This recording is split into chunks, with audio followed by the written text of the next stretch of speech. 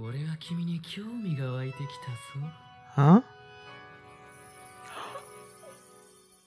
What?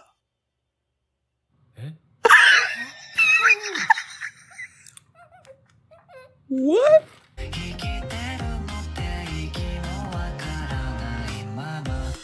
Hey everyone, I'm going to react to this case study of Vanitas, episode 3, Fangs that lay bare blood. Okay. Last episode, they woke up in prison, and then they were summoned by this lord something or other like that. They were told that they were gonna kill Amelia, and then Norway presented this option of having Vanitas. There was this vampire that was killing people, so they were like, okay, we're gonna have Vanitas capture this person, bring him to you, use the book in front of you to heal this vampire, and then but then as they were making their way there, a bourreau showed up, Luca and Jeanne is the bourreau, and she started attacking them, and they escaped, and they were in a room someplace or other, and then Vanitas is like, there's only one way that they can get out of it or something. Like, he has a plan. So that's where the episode ended. And that's what happened last episode. And before we get into this one, if you guys have my reaction, please give it a thumbs up, please subscribe, and please consider supporting my Patreon at patreon.com/feelingmini. And now let's start this episode, and here we go.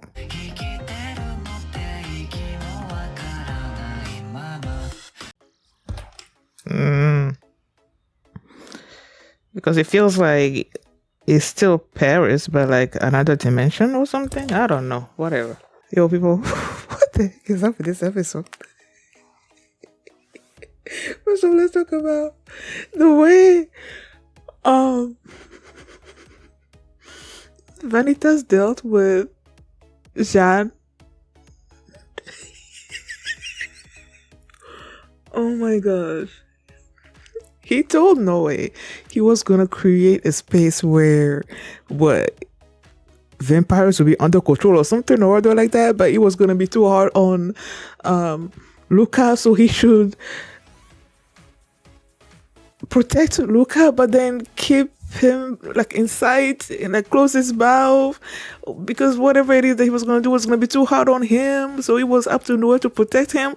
In the meantime, he's telling Jeanne that they've kidnapped Luca, so if she does anything, they were gonna kill him. I'm like, what the heck? He's saying something completely different to Jeanne.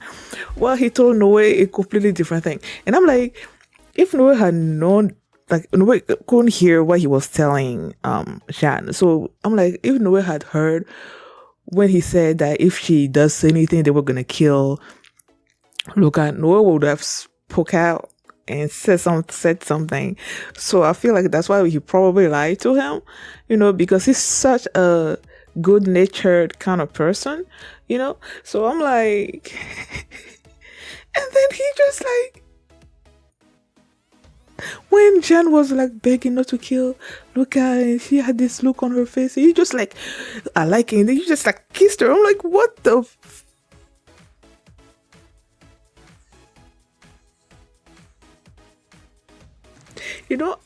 I don't know what I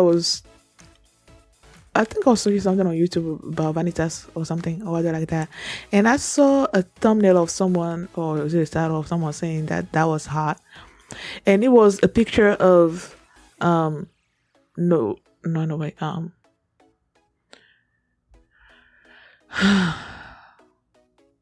forgetting her name, Jeanne and Vanitas. I just didn't know what that was about, but clearly it was about this particular scene. What the heck? I feel like I was so shocked I didn't know what to say. I'm like, and Luca was like, I'm gonna kill you, but then as he was approaching, Jeanne was able to get away from Vanitas and just took Luca away. She was like, next time I see you, I'm gonna kill him. Like, no, you're not going to. And Vanitas was just like, oh, you're gonna see me again? I'm like, what the heck? And they left. um he healed Bernard, Thomas Bernard. He healed him, and I'm like, you're supposed to be healing him in front of the count, in front of the count. But then he's like, oh, I forgot, should have done that or whatever, whatever. And I'm like, yeah, you should have. But then the count had his two servants or whatever over there looking at what was going on. So they saw him heal Bernard there. But then it turns out that somebody killed Bernard. Who killed him? I don't know. I mean, there were the Dante and those two people there watching what was happening and everything and commenting on it and whatnot. But like, was it one of them? Was it somebody completely different? Like, I don't know. And then after the guy died, you see the thing talking about the parade of charlatan. I'm like, looking for another victim, I guess.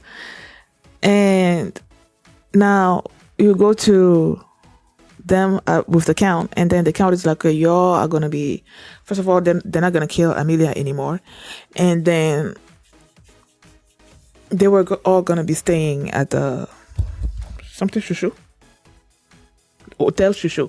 They were gonna be staying there. The count is gonna be keeping an eye on them, and he acknowledges that the book has a certain power, so he basically wants to keep an eye on Vanitas, and with Noe being his I guess watching over him or whatnot. He was also going to be living there, and Vanitas was okay with it because he felt like, instead of him going out to hunt for victims of charlatan, basically the victims were going to be brought to him or something or other like that. And then he started interrogating Amelia, and he asked her if she saw the parade of charlatan, and she's like, I think I saw something like that, but I don't remember. And then the count called out the full name of Noe Archivist, and apparently he comes from a clan where if you drink someone's blood, you can like see their memories and stuff. So Amelia offered, since she couldn't remember herself, she offered Noe her blood, whatnot, and he started drinking. Then he saw like the whole thing, and he told everybody there basically what he saw, and he's like, this person charlatan is gonna pay because something happened to his friend, his childhood friend, I guess. So he really wants to stop this person, whoever's causing this, and then they were there and talking, and then this other character shows up, Dominique. Apparently he was like my fiance, calling Noe fiance. I'm like, huh? But then Noe is like, no, they were just like childhood friends. And then she just like, why was there a chain? Did she put a chain around his neck? Like, I don't get that. If you want him to go with you to this party or whatever that's happening, why do you have to chain him and drag him along with you? Like, I didn't get it.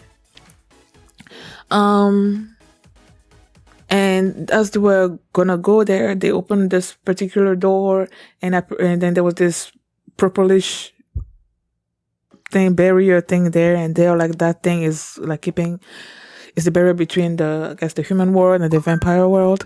And he just as he was about to step through it, no way, Vanitas shows up and he's like, I'm going with you. And then Noe grabbed hold of him, and then he went there. And I'm like, are you supposed to be going there? Are humans allowed there? And he's like, that's not the first time that he's been there, and that he notices that he could go there if he touches a vampire or something or that like that, and with Noe touching him, that was what allowed him to go there. And then he's like telling Dominique that he knows that Dominique is trying to keep him away from Noe. Why? I don't know.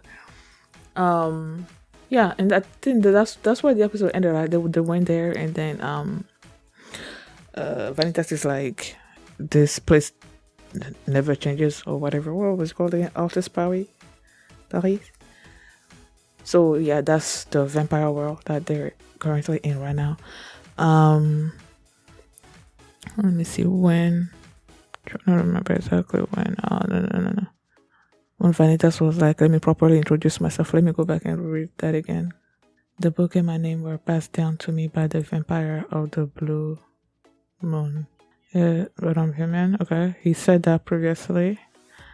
The vampire of the blue moon once feasted on my blood. This thus imbued with some of the vampire's power. Some of the vampire's power. Okay. I was counted among the clan of the blue moon.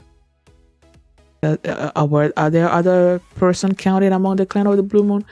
I mean, and from the story that they told in the very first episode, there were all these vampires that were born under the crimson moon, and then there's this particular one vampire that was born under the blue moon. And then now he said he feasted on the our Vanitas and imbued him with some of his powers. So now he was counted among the clan of the blue moon. So does that mean that there are other people who have been, maybe other humans, I don't know, that this original vampire of the blue moon person feasted on and imbued them also with some kind of powers, and they're also part of the clan of the blue moon? Like, questions. Yep, questions. I don't know. And then it's like, I had ways to avoid you having to use this power if at all possible. But I don't think it was like any kind of particular power. I think it was just buying time for the poison, the paralysis, to wear off of Thomas, and then he can attack her from behind, and all of that weaken her, I guess. But yeah, I feel like I'm gonna be replaying that scene between Vanitas and Shan. Later on by myself. Okay. Thank you guys for watching, and if you like this reaction, please give it a thumbs up, subscribe, and if you want to see my reaction to the next episode, you can do so by checking out my Patreon at patreon.com/philomini, and you can also see the full length of this reaction there as well. So thanks for watching, and I will see you next time. Bye. Tu y yo vivamos el momento, tú y yo. Mama corazón, para lo que te quiero.